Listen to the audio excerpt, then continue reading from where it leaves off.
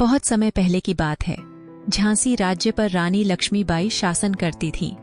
उन्हें सब झांसी की रानी कहकर बुलाते थे। रानी लक्ष्मीबाई न केवल सुंदर और बुद्धिमान थीं, बल्कि बहादुर और निडर भी थीं।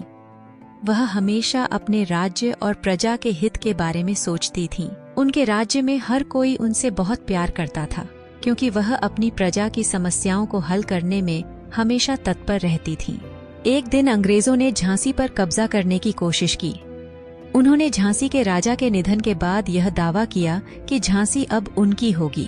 अंग्रेजों का यह फैसला अन्यायपूर्ण था, लेकिन रानी लक्ष्मीबाई ने हार मानने से इनकार कर दिया। उन्होंने गर्व से कहा, मैं अपनी झांसी नहीं दूंगी। यह बात सुनकर पूरे राज्य में उत्साह भर गया। रानी लक्ष्मीबाई ने अपने सैनिकों को युद्ध के लिए तैयार किया। उन्होंने खुद तलवार चलाना और घुड़सवारी में महारत हासिल की थी। उन्होंने अपने राज्य की औरतों को भी सेना में शामिल किया और उन्हें युद्ध की कला सिखाई। जब सभी ने रानी का यह साहस देखा तो उनकी सेना का आत्मविश्वास बढ़ गया। बच्चे, बूढ़े, जवान, हर कोई झांसी की रक्षा के लिए तैयार हो गया। अंग्रेजों ने सोचा था कि झांसी आसानी से उनके कब्जे में आ जाएगी, लेकिन जब उन्होंने झांसी की रानी और उनकी सेना का जज्बा देखा तो वे दंग रह गए। रानी लक्ष्मीबाई ने अपने घोड़े बादल पर चढ़कर एक हाथ में तलवार और दूसरे हाथ में ढाल लेकर दुश्मनों का सामना किया। वह बिजली की तरह तेज थीं। उनकी तलवार की चमक से दुश्मनों के मन में डर भर गया। रानी लक्ष्मीबाई ने न केवल खुद बहादुरी दिखाई, बल्कि अपने सैनिकों को भी हिम्मत दी।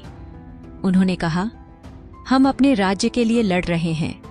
अगर हम मिलकर लड़ें तो जीत हमारी ही होगी। यह सुनकर उनकी सेना दोगुने जोश से लड़ी। हालांकि युद्ध कठिन था। रानी लक्ष्मीबाई ने अपनी अंतिम सांस तक झांसी की रक्षा की।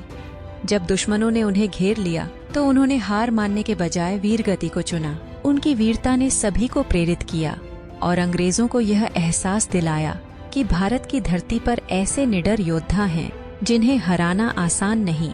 रानी लक्ष्मीबाई की कहानी हमें सिखाती है कि सच्चा साहस और आत्मविश्वास हर मुश्किल को पार कर सकता है। अगर हम डटे रहें और कभी हार न माने तो दुनिया की कोई ताकत हमें रोक नहीं सकती। उनकी कहानी से यह भी सीखने को मिलता है कि अन्याय के खिलाफ खड़े होना सबसे बड़ा धर्म है।